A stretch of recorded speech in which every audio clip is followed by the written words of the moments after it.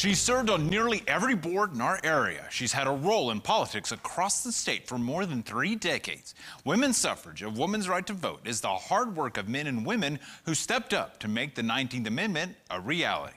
KAMR's Jackie Kingston brings us this women's suffrage story.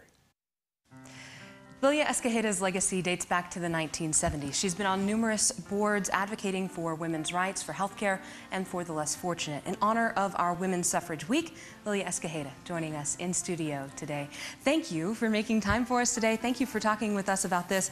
I know with your political legacy, with your political involvement, you said you started getting involved with politics when you were in your 20s. So I'm interested to ask you about your take on women's suffrage. Well, first of all, thank you for having me here today. It's always a pleasure to be here with you. I started getting active in politics right out of high school, and I had a great interest during high school. But I had a really audacious grandmother on my father's side who had been voting since the 1930s and paying the poll taxes to be able to vote.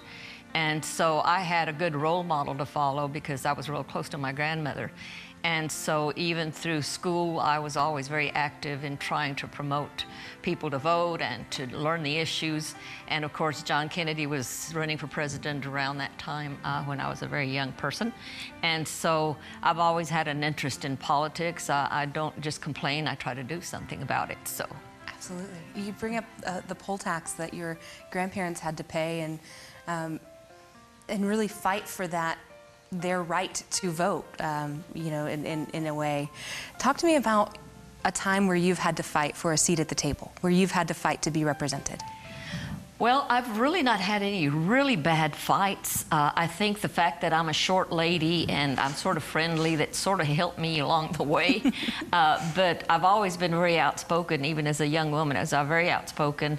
And I did work with organizations that tried to bring forward women's issues so that we could move forward. And voting and registering to vote was one of those. And getting people the information that they needed, especially if they were non-English speaking.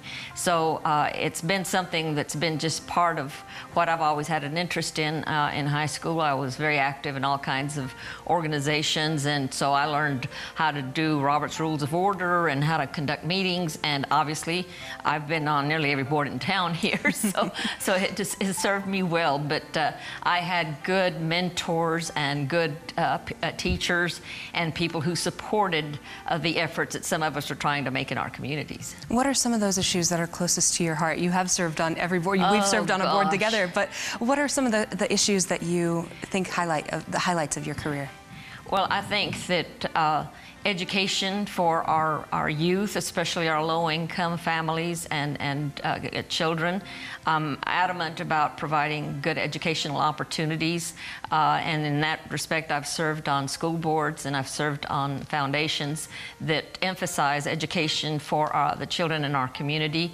Obviously, I'm a big advocate for women's rights, no matter where they fall in which category, because people don't always have the information they need to make sound decisions.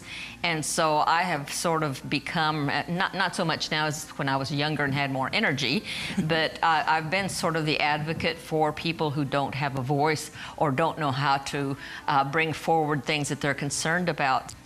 Why do you think that it's so important for women specifically to serve, to give back to our community? Well, because we're multitaskers. Women know how to do more than one thing at a time. They can handle many things on their plate.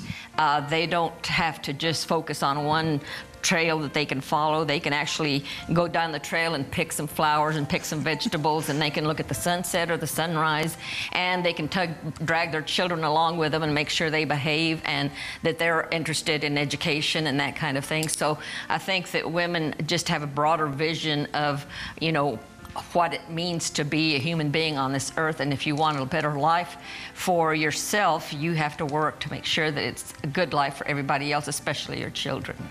The last question I want to ask you, and I think this is a way that everyone can participate in making our world a better place, our community a better place, is by voting. And do you remember the first time that you cast a ballot?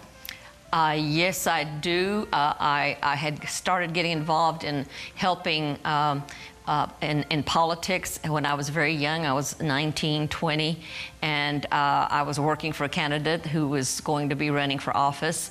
And I worked with this group who welcomed President John Kennedy to El Paso, where there was a parade for him in the city. And so I got my fangs into that particular group of people and started really learning about how the system works politically and who, you know, what you need to do to become engaged.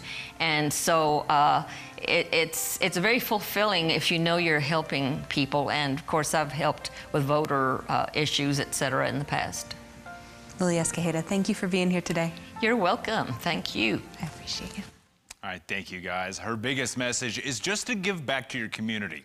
She says if we've been blessed, we've got an obligation to help others because we didn't get to where we are without someone's help. To see this and our other women's suffrage stories, you can head to our website at myhighplains.com. We've put them all under the community tab titled Women's History.